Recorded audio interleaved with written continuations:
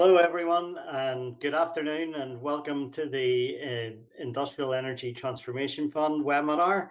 But I'm delighted to say we've got Annie from BEIS and Jenny from the KTN to talk through the programme and the funding opportunity for us. So hopefully you've plenty of questions and you'll find it useful, and we'll get plenty of applications in for this final round of funding. Barry, could you move on?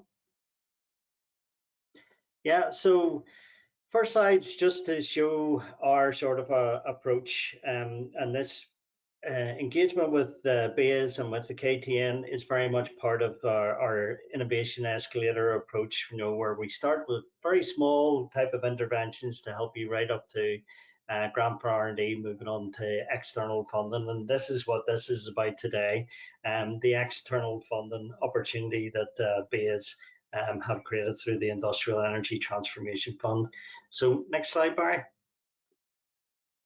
So the very early stage interventions then that we can help with here at the minute and relevant to the IETF is on NI Business Info. There's a wealth of information on all sorts of business related subjects. So if you have any questions about anything, that's the first great port of call on your journey of research, etc. The other thing then we have on offer internally is and it has actually worked really well with other companies that have been successful through IETF, and that's our energy resource efficiency, the technical consultancy support that we can offer companies. It's 5 days consultancy support with a technical expert to help you look at your resource and efficiency issues, and very much are very useful to help you in that sort of determine where the opportunities are, potential benefits, and then figure out how you can present that as an IETF project. And then the last one there is our project definition. Because we've got a couple of months, the IETF, this final call of the IETF closes on the 13th of January. You have a few months, so our project definition support can help you spend the next couple of months really doing a lot of the feasibility work, the groundwork behind your application, so you can move hopefully at the end of the project definition to an application for support and maybe help with the deployment of your industrial energy or decarbonisation projects. So fire on to the next one, Barry. So this is the kind of thing we can help with the project definition. There's up to 50% support on your costs. Those costs are your internal salaries of anybody internally working on the project, on planning it out, scoping it out, and making the application. If there's any consultancy costs, so again, if you re-engage your energy consultants to help develop the proposal, we can support the cost of that. And also then typically if there's any IP or if it's a collaborative project, we can help you support your or prepare your collaborative agreements, all designed to de-risk your main R&D or your main project at the next stage, and hopefully de-risk your application for Industrial Energy Transformation Fund. Next slide, Barry. And that's it. There are my contact details. I'm more than happy to help chat at the early stages on a project, help you through and make introductions to BEIS and the KTN to help you as you move along the process. But very open to chat and help you as much as possible. And I would love to see plenty of applications coming in from Northern Ireland. That's me. I hope you find today's session really useful, and I'll just hand over to Annie from BEIS to talk you through the fund itself. Thank you, Richard, and thanks, Barry, as well. Thank you, everyone, for joining us today. As Richard said, my name is Annie Mfula from BEIS. I look after the capacity building function for the Industrial Energy Transformation Fund. And capacity building just means front-end services. including pre-application support.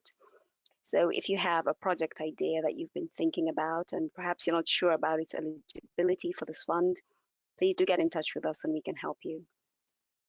For this presentation today, I'll just provide a brief introduction, a bit of information on the fund and its objectives, and then in the next presentation, my colleague Jenny will go into further detail on the eligibility criteria.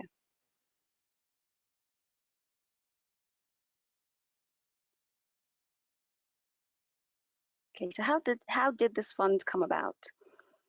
As most of you know, the government has a legally binding targets to achieve net zero emissions from across the UK economy by 2050. And we know that 16% of UK emissions come from the industrial sectors. And so our industry partners do have a crucial role to play in achieving the net zero target. The government has developed a pathway to industry decarbonisation, and this pathway is depicted in the chart on the screen. This chart shows that over the next 5 to 10 years, we're aiming to achieve industry decarbonisation through adoption of energy efficiency technologies. Looking beyond that, we'll be aiming to achieve decarbonisation through technologies like carbon capture and also fuel switching to lower carbon fuels in order to achieve emission savings. Now, we know that it is a challenge for industry, especially in the current environment, to implement these changes whilst remaining competitive. And so this fund provides grant funding to support industry in making these changes.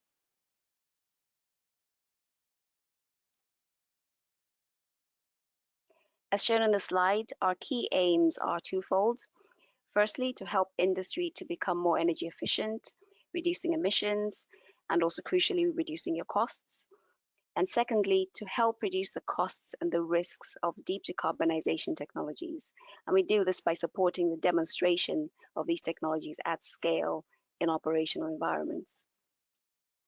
The IETF supports existing industrial processes, and the fund is open to businesses registered in England, Wales, and of course, Northern Ireland.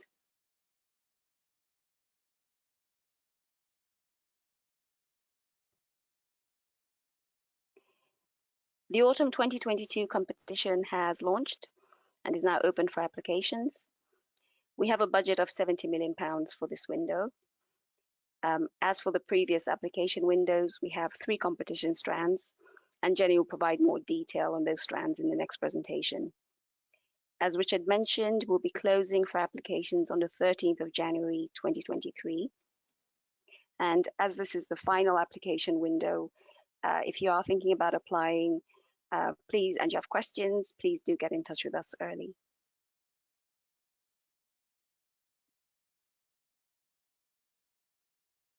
Just a bit of background on who is involved in the fund. So BEIS manages the IETF, and we're delivering phase 2 of the fund. If you are successful in your application, you would enter into a grant funding agreement with BEIS, and it would be BEIS that manages your grant on an ongoing basis. You can find all information relevant to the fund on the gov.uk web pages, and that includes detailed information on the competition rules and the eligibility criteria. Our colleagues at KTN help us to run webinars and briefing events, and they also provide fantastic resources to support site owners and technology providers, and Jenny will provide further details in the next presentation. Finally, as I mentioned, the IETF is open to businesses registered in England, Wales, and Northern Ireland. However, the Scottish Government do manage a sister fund, the Scottish IETF. If you have a site in Scotland, you can find further information on that fund on the gov.scot web pages.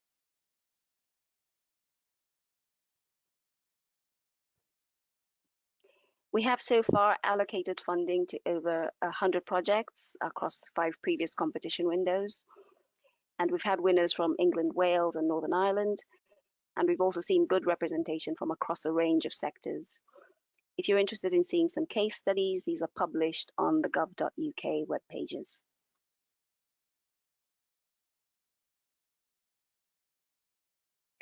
Finally, I'd like to signpost the Net Zero Innovation Portfolio. So whilst the IETF aims to support the deployment of mature technologies which have reached a readiness level which corresponds with real-world demonstration, If you have a potential technology solution that hasn't yet achieved that level of development and is perhaps more aligned with research and development and innovation, there may be support through the Net Zero Innovation Portfolio, and you can find further information on the gov.uk web pages. Now hand over to Jenny, and she will be going through the eligibility fund details. Thank you, Annie. I'm Jenny McDonnell. I lead on thermal energy at Innovate UK's KTN, and I've been supporting BEIS with the Industrial Energy Transformation Fund since the fund started back in the summer of 2020. And so we're going to be here till the end of phase 2. So next slide. So as Annie said, the Industrial Energy Transformation Fund phase 2 is supporting businesses with high energy use to reduce their energy demand and reduce the carbon emissions associated with their industrial process. It will provide capital investment, so it's not an R&D fund, but capital investment to allow you to deploy industrial energy efficiency or deep decarbonisation technologies so that you start getting benefit from this capital investment straight away. The autumn window, as Annie said, is worth £70 million for sites in England, Wales and Northern Ireland, and they fall into 3 competitions. You can either bid into the studies competition, which will fund you to either do a feasibility study or an engineering study to prepare for a future deployment of energy efficiency or decarbonisation. Or if you've already done that piece of work, you could bid into one of the 2 deployment competitions. So either deployment of mature energy efficiency technologies that reduce the energy demand of your industrial process. And by mature, we're talking about technology readiness level 8 to 9. So it's already been proven at scale, demonstrated in the real world. And this is some capital investment to help you to deploy it on your site. Or you could bid into the deployment of deep decarbonisation technologies. So again, this is reducing the carbon emissions associated with your industrial process. And with this one, the technology readiness level of the technology that you're deploying can go down to TRL 7. This is to reflect the nature of some of those technologies. But again, this is not an R&D fund. So if you do opt to deploy a TRL 7 technology, it is still a permanent deployment of that technology. The competitions, all 3 of them, close on the 13th of January next year. And as Annie said, this is the final window from the IETF programme. So please do take advantage of this opportunity. Next slide, please. So who can lead a project in the IETF? As we've said, it's aimed at businesses that have high energy demand or produce carbon emissions as a result of their industrial process. But how we define that is by using your standard industrial classification code. So you can see the ones that are listed on the chart there, they're eligible to lead a project in the IETF. If you're not sure what your SIC code is, if you put your company name into Companies House website, the SIC code is on that first screen that comes back when you find your company. If, for instance, you are part of a much larger company and your parent company is listed on Companies House under a different SIC code that isn't eligible, but the main activity that's taking place on your site is one of these eligible activities, then you can still lead, but you just need to get in touch with BEIS first so that you can provide them with some evidence to prove that that is the case, that you are a manufacturing site. Next slide. So looking at the studies competition first, I've provided the main details in the 2 boxes there, the 2 charts, but I wanted to explain the difference between the 2 types of studies. So when you go to the application form for the studies competition, it will ask you to choose between them. The feasibility study allows you time and money to investigate whether a particular technology solution, so say heat recovery, is going to be technically and commercially viable for deployment on your site. So at the end of that project, you can make a decision on yes, we're going to deploy, or no, it's not going to work for us. Having done that work, you could then later bid for engineering studies, and this is where you are doing all of the paperwork, getting all the paperwork together in preparation for an installation. So getting the technical aspects of actually installing that technology, any health and safety or risk assessments that need to be done, any planning permits or building consents that you need to get ahead of an installation. All of that would be included in an engineering study.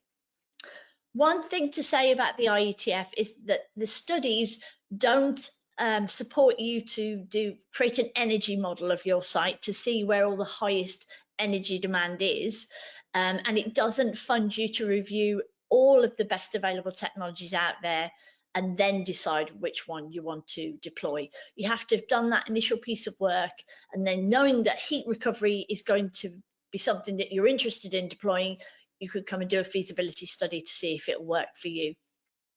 Next slide. So looking at the two deployment competitions now, first of all, energy efficiency. Again, I've provided the main points in the box there. On the left-hand side, the first column, minimum threshold, just want to draw your attention to this. You have to be claiming at least £100,000 in grant, and then your match funding is on top of that.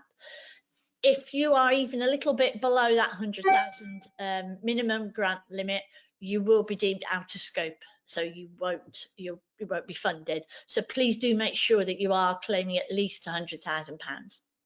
You can see in the middle column there, the amount of grant that you get depends on the size of your company. So if you're a large industrial site, 30% of the total project cost would be grant, and the other 70% you'd find yourselves. If you're medium, it's 40%, and if you're small or micro, you get 50% of the total project cost as grant. In addition to that, you get an extra percentage on those numbers if the site where the technology is going to be deployed falls into either tier 1 and tier 2. And I'm pretty sure Annie will be able to confirm this at the Q&A, but I'm pretty sure it's tier 2 that Northern Ireland falls into. So you will get a bit of extra percentage there. For the energy efficiency deployment, you are being assessed on the amount of energy that you expect to save with deploying this technology versus the grant that you're claiming. So it's a value for money assessment. And at the end of the project, the technology must be fully installed and operating, or at least ready to switch on. Next slide. For the decarbonisation deployment, again, you've got that same minimum threshold. You have to be claiming at least £100,000, but you can see that the percentages of your total project costs have gone up, again, reflecting that some of these technologies are not as well developed maybe as the energy efficiency ones. And again, being in tier 2, you would get an uplift on those figures as well. For the decarbonisation deployment, you're being assessed on the carbon savings that you hope to achieve by deploying the technology versus the grant that you're claiming. So again, another value for money assessment. With this one as well, the energy saving is completely irrelevant. So if your energy demand stays the same or even goes up a little bit as a result of this deployment, then that's absolutely fine because we're focusing on the carbon reduction. But again, at the end of the project, you must have had to fully install the technology and it be operating, or at least ready to switch on, ready to go. Next slide. So what's in scope? It is largely a technology neutral fund, so BEIS are open to ideas. If you have something that you think would help you to reduce your energy demand and carbon emissions associated with your industrial process, then they'd be happy to hear from you. But just to give you some ideas, things like process optimization is in scope, so putting better controls and sensors along your industrial process or manufacturing line to allow you to reduce your energy demand. Changing your process equipment, so maybe changing your dryers or ovens or furnaces or chillers with more energy efficient version of that technology. It could include things like waste heat and waste pressure recovery and reuse of that captured energy. So for instance, on the heat one, you could capture your waste heat from your manufacturing process, upgrade that heat with a heat pump, and then reuse that upgraded heat back into your manufacturing process. Or again, waste heat, convert it to power, and then reuse that power in your manufacturing process, so that overall you have a reduction in your energy demand. And resource efficiency is in scope, but only if it leads to a reduction in your energy demand. That's the important piece with resource efficiency. It's not just about circular economy, it has to lead to a reduction in your energy demand. Next slide. On the decarbonisation side, the most obvious options are fuel switching and carbon capture. So on the fuel switching side, you're switching from a fossil fuel to a fuel of a lower carbon intensity than the one you've got now, but also it can't be any higher than the carbon intensity of natural gas in the grid. So that could be something like electrification of your industrial process, or fuel switching to hydrogen or hydrogen blends, or fuel switching to biomass or biogas. But there are extra rules around the whole bioenergy piece. So please do go and have a read of the guidance just to make sure that what you want to do in relation to biomass is in scope. On the carbon capture side, that's in scope where you're retrofitting carbon capture technologies onto existing industrial equipment. And you have either a planned end user, so somebody that's going to use that captured CO2 so that there is a net reduction in CO2, or you have a storage route for the captured CO2. You have to be able to show that on your application. The IETF can't fund the transportation and storage of the CO2, but it does the capture part within your site boundary. But if you want to go the storage route, you have to be able to show that that's where you're going to be sending the CO2. Next slide. Things that unfortunately we can't support with the IETF, new builds and expansions to the site that you currently have are out of scope. This is because we are trying to target the carbon emissions that you're already creating. So obviously we want you to build new sites and expand your processes and grow, but we'd hope that you would want to deploy the most energy efficient versions of your process equipment anyway when you're doing that new build. On repair and maintenance, the IETF is there to help you to do things that you couldn't do without government support. So obviously repair and maintenance, they're things you have to do, so that wouldn't be supported. Building improvements, so as I keep saying, the IETF is focusing on that industrial process only. It's not site-wide improvements. So things like lighting, space heating and cooling, they're out of scope unless it relates to the industrial process. So for instance, heating a factory up to keep the humans warm is out of scope, but heat to allow you to make the product that you're making is in scope. And whilst fuel switching in terms of changing your process equipment to run on a new fuel is in scope, production of the new fuels like biogas and hydrogen, or generation of the renewable electricity through solar panels or wind turbines, they're out of scope. And finally, combining heat and power is in scope, but only if you're doing a fuel switch. So for instance, a hydrogen CHP unit would be in scope. Next slide. And new for this window, so this is especially for the autumn window, non-road mobile machinery, so things like forklifts, trucks, crushers, off-highway trucks, cranes, excavators, that type of thing, they are now in scope for the IETF, but they are mobile machinery that you use on site, not between sites. And they have to be an integral part of your industrial process, so maybe moving materials from one part of the process to another. So to give you some examples, on the energy efficiency side, maybe installing conveyor belts to replace trucks that you already use to make it more energy efficient, maybe upgrading some of the mobile machinery you have, again, to the latest energy efficient technologies to reduce your energy demand, that would be in scope. On the decarbonisation side, it could be electrification of forklift trucks, or it could be fuel switching excavators from diesel to hydrogen. That type of thing is what we'd expect to see. But again, we're open to ideas. So if you have ideas that you think will help you decarbonise in relation to those mobile machinery on site, then do have a chat to BEIS. Next slide. We have a live event in London on the 17th of November. This is showcasing some of the funded projects from the IETF Phase 1 Spring Window 2021. So these are projects that we haven't presented at any of our previous events. They're all brand new. Just to give you some ideas of the types of things that you could do on your industrial site with IETF funding. So we have NSG Pilkington, Celsa Steel, Hasgrow, which is a metal recycling company, and a data center as well, will be presenting their funded projects. The main theme of the event is industrial energy efficiency, so we will also have a panel discussion talking about the impact of energy efficiency on industrial sites. And we'll also hear from BEIS's Industrial Heat Recovery Support Programme. And this was another fund that funded industrial heat recovery a few years ago, and they'll be presenting a couple of the projects that were funded by their programme, because again, heat recovery is in scope for the IETF. So if you'd like to come and join us in London, I've provided a link there for you to be able to register. Next slide. So finally, now the final slide, this is all the support that's available to you. I've provided a link to the competition guidance. That goes into a lot more detail than myself and Annie have been able to do for you this afternoon. So please do go and have a good read through all of that.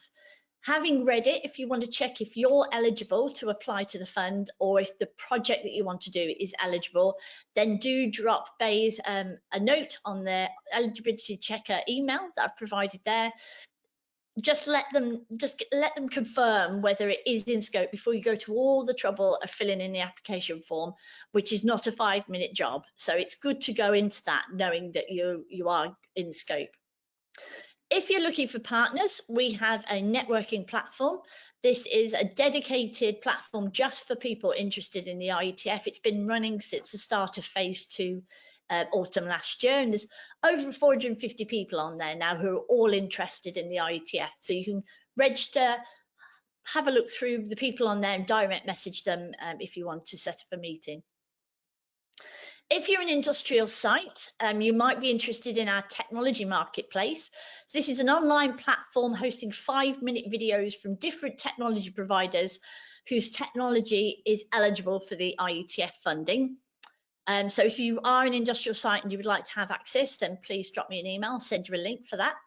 If you're a technology provider and you haven't already done a 5-minute video, but you would like to raise your profile, we have over 150 industrial sites from across England, Wales and Northern Ireland who are already have access to the platform because they're actively looking for technologies.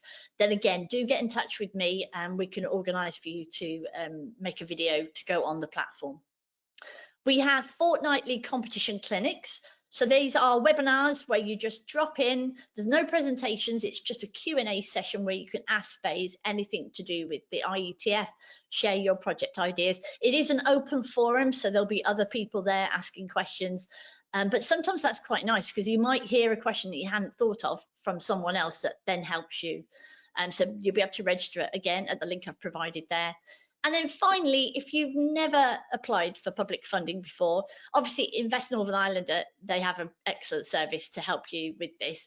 But for the IETF in particular, we've created a step-by-step video tutorial that takes you through how to use the BEIS portal and what each part of the IETF application form is asking for to give you the best chance of submitting a good quality application. So again, the link is there to be able to have a look through the video, and hopefully that will help you. And that's it from me. So we've a couple of questions coming in. The first one, are solar panels allowed within fund? Annie, do you want to answer that there? So I would even broad out to explain the side of things is generation technologies within the fund. Unfortunately, the fund does not support renewable energy generation technologies, and that includes solar and wind. The fund is aimed at transformative processes within your industrial processes. There are, however, incentives available for renewable technologies. For example, the super deduction scheme and that offers tax rebates on qualifying equipment. Dead on. And if we can save carbon emissions and reduce the energy consumption, is this a deep decarbonisation project, or is this an energy efficiency project? And can you choose? Can you change your mind? What's the way around that, Jenny? Do you want to answer that one?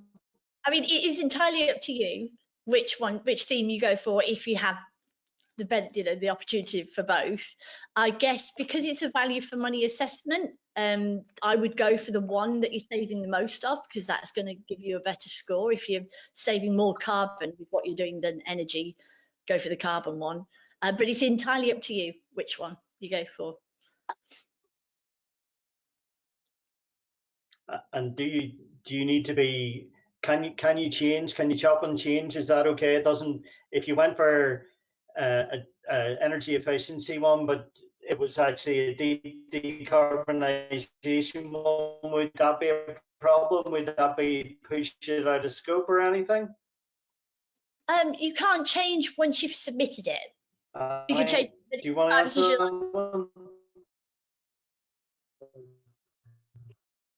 So as Jenny said, you can't change it once you've submitted it. You would have to apply to a specific competition strand. We do recognize that there are some technologies which give you both benefits. For example, with heat pumps, you could get both energy savings and emissions reduction. However, you do need to make the decision for yourself, as Jenny said. Look at where you can make the strongest case. So if your biggest benefit is an energy saving, that would be an energy efficiency technology. If your biggest benefit is emissions reduction, that would be deep decarbonization. We had a question in which says, if NI is in tier 2, what difference does this make to funding rates? I was trying to really quickly, if you saw me, I was trying to look it up. I think it's 15% for tier 2. Does that sound right? It's either 5 or 15. I think it might be a little bit low. I think it might be 5, but there's an uplift. Essentially, yeah. That's the key point. It's an uplift. We have the details of our delegate that asked that question, so we can revert back post webinar. So we can. It's on the IETF website though. If you go to the website, it's got a list of all the places that are tier 1 and all the places that are tier 2, and tells you what percentage uplift you get. Perfect. That's great.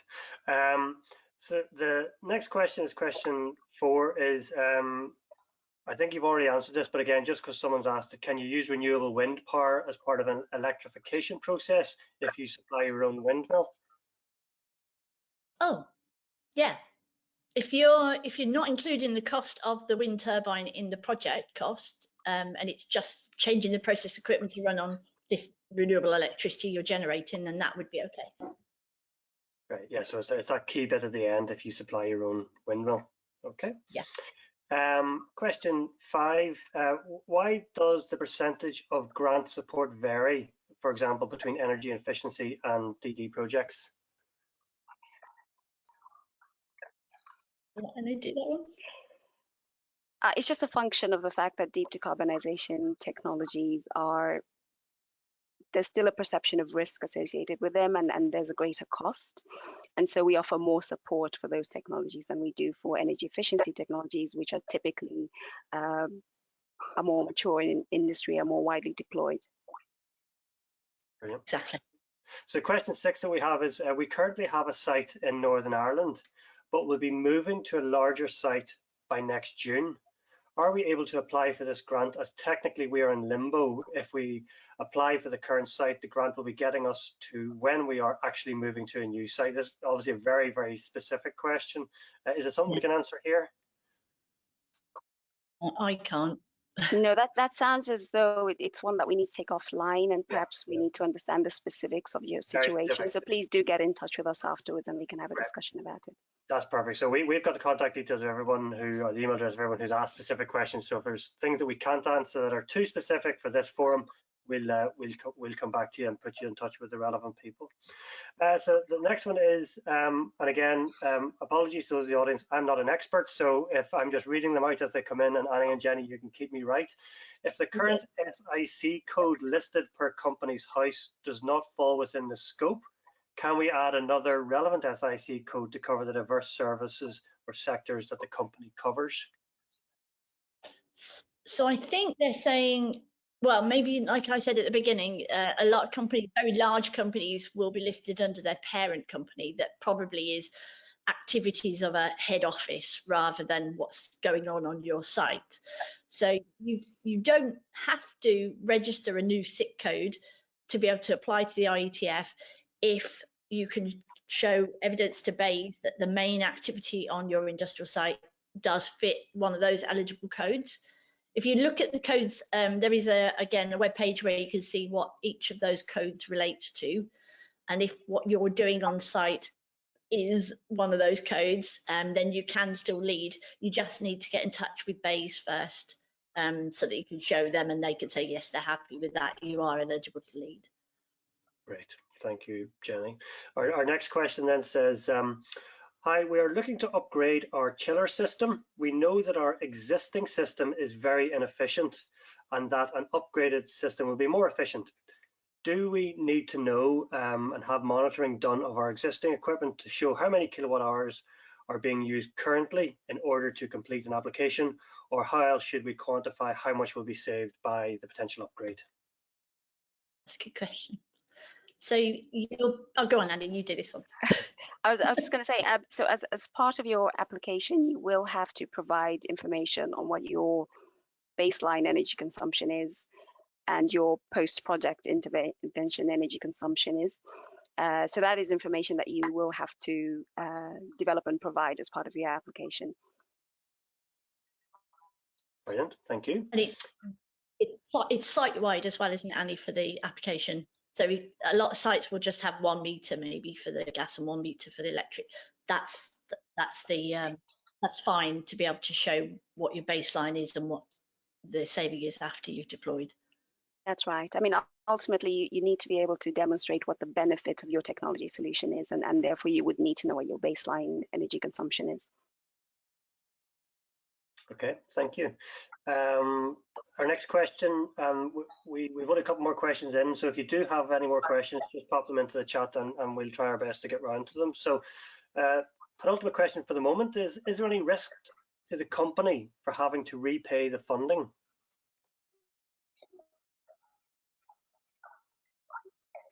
Shall I take that one, Jenny?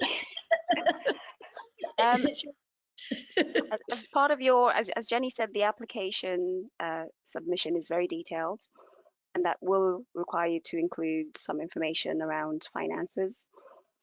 Post-submission, if you're successful at the initial stage of your application, that would go through a very detailed due diligence process as well. And as part of that, I think as part of your grant funding agreements, etc., you would have to meet certain contractual requirements.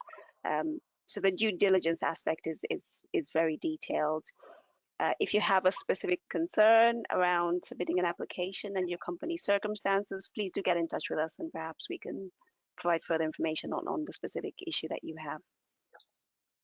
But I'd add to that, once you've signed your grant offer letter and started the project, if you change your mind halfway through and find the grant offer letter, I think BEIS would take the money back, Annie, if they've not actually completed the deployment.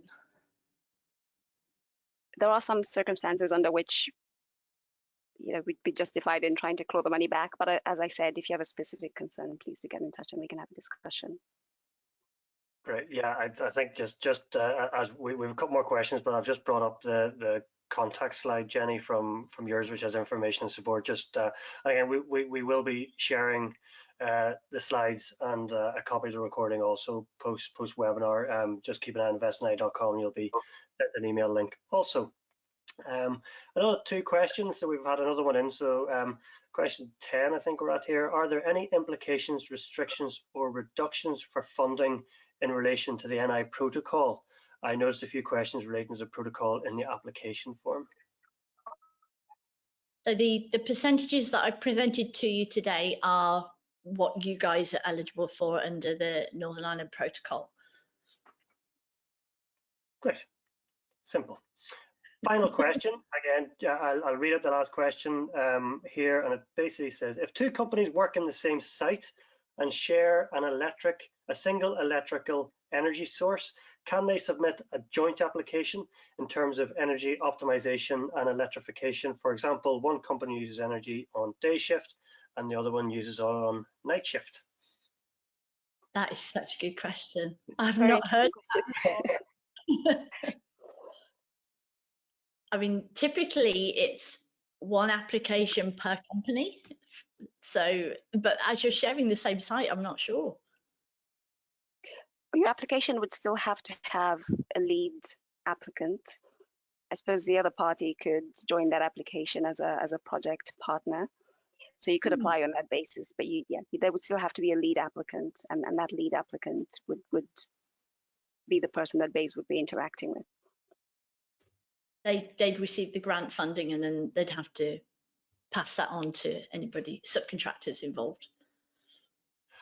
Jenny and Annie and Richard, thank you so much for your time.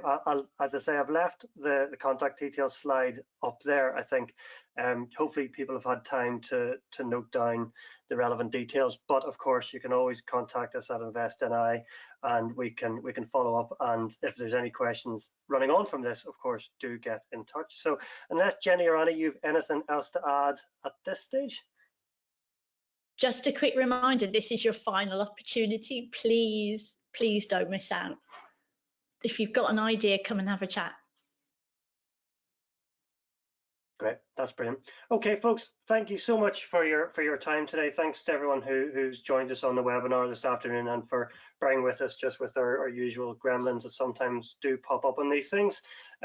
But once again, thanks Jenny and Annie, and Richard, thanks for kicking us off as well. Pleasure. Thank you.